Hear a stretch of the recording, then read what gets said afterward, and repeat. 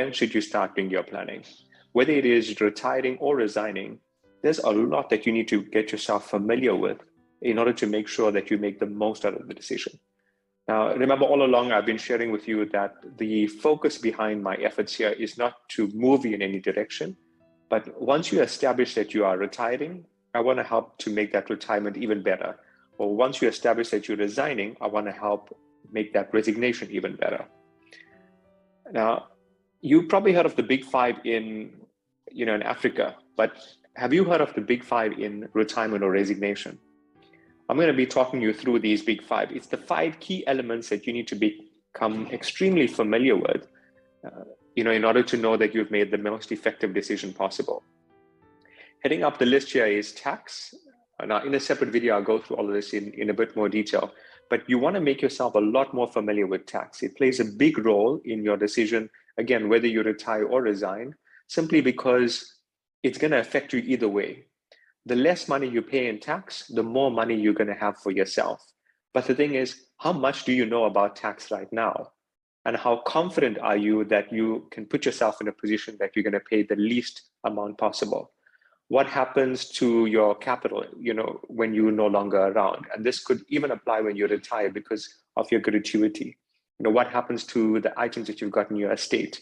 What happens to donations that you want to make? What happens to the tax that you're going to pay monthly? What happens to the tax that you're going to be paying on your lump sum? How much is this tax going to be in total? And after you pay all that tax, you still have enough to live comfortably. So tax plays a critical role. Investing plays a role also, whether you retire or resign, because money is going to be placed somewhere. This could be with an insurance company, it could be with a bank. What you want to look at is your money growing more than inflation? Because if it's not, then your money is not actually growing. Is your money secure? Do you have some kind of protection from the markets? What happens if there's a market crash? Is your money protected from that crash?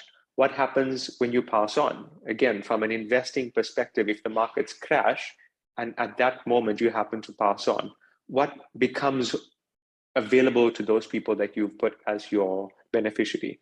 Again, from an investing perspective, do you have the right vehicle?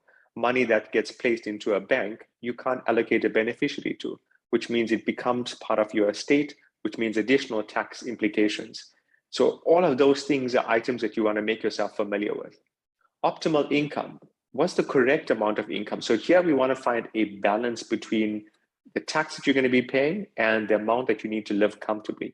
Have you looked at how much you need to live comfortably? Have you looked at all of the expenses? Have you done a forward projection here to get a feel for what are those expenses going to be in the years to come? Do you have enough money, to live comfortably for as long as you live? So these are the aspects which you want to pay attention to for the optimal income. Leaving your legacy. Is this something that's important for you? Do you want to make sure that at the time that you're not around, your family, your loved ones, the people that you care for the most are well protected, that they can still continue to benefit from all of whatever you've left behind? What about estate planning? Have you made sure that this money can flow to them in the easiest way possible? Do you have a will in place? Is that will valid? When was the last time you've analyzed it? Is the will practical? Can the wishes actually be carried on? And do you have the right specialist? Now, chances are working through all of this stuff is brand new to you. So do you have someone that you can trust? Do you have someone who's going to hold your hand, walk you through the steps, each stage at a time? Do you have someone who's going to give you the right advice? Do you have someone who has done this before for others, who's experienced and not just doing this for the first time around? And most importantly, do you have someone who's going to be there for you when you're not around? So these are all the elements that you want to pay very, very close attention to when you are making that decision whether you should retire or resign. And the time that is needed to make this decision, again, weighs heavily on that question that we asked earlier. When should you start doing your planning? Chances are, if you're watching this, your planning should start right now.